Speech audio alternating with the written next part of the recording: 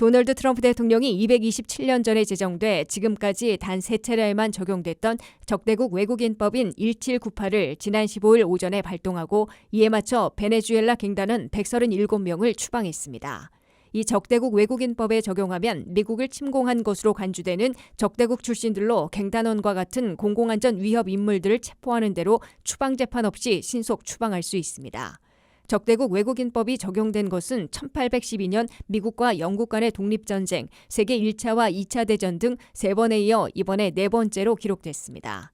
트럼프 대통령이 1798년에 적대국 외국인법을 발동한 데 맞춰 연방정부는 지난 토요일 즉각 베네수엘라 갱단인 트렌데 아라구아 조직원 137명을 포함해 261명을 엘살바도르로 추방했습니다. 이에 전미시민자유연맹 등 민권단체들이 워싱턴 DC 연방지방법원에 토요일 늦게 소송을 제기했습니다.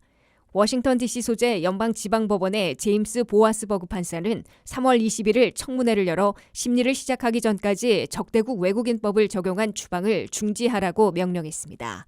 연방지법은 특히 중지 명령이 내려지는 순간 추방용 수송기가 상공에 떠 있을 경우 반드시 미국으로 다시 돌아와야 한다고 지시했습니다.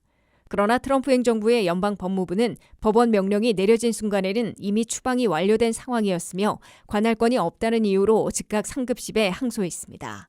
연방법무부는 전미시민자유연맹 등이 제기한 소송 당사자들은 5명의 외국인 수감자들인데 이들 중 4명은 텍사스에, 1명은 뉴욕에 수감 중인데도 관할이 아닌 워싱턴 DC에 소송을 제기하고 법원 명령이 나온 것이라고 반박했습니다.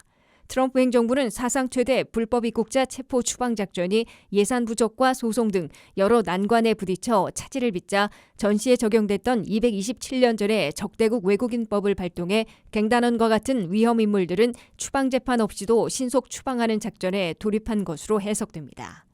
이 법에 적용하려면 대규모로 미국에 불법 입국시켜 미국을 침공한 적대국으로 간주할 수 있어야 하고 공공안전이나 국가안보를 위태롭게 해야 하므로 주로 중남미 출신의 갱단원, 마약 카르텔, 인신매매 조직원들을 체포하는 대로 신속 추방하게 될 것으로 예고되고 있습니다. 이에 앞서 부진한 추방자 수를 획기적으로 늘리기 위해 신속 추방이 가능한 대상들을 대폭 확대해 놓고 있습니다. 트럼프 행정부는 2라운드 추방 작전에 가속도를 내기 위해 최종 추방령을 받고도 잠적한 130만 명에 대해 별도의 추방 재판이 필요 없으므로 신속 추방의 주요 타겟으로 삼고 있습니다. 또한 불법 입국 체류한 지 2년이 안 된 바이든 시절 들어온 외국인들 대략 400만 명도 체포하는 즉시 신속 추방할 수 있는 타겟으로 결정해 놓고 있습니다.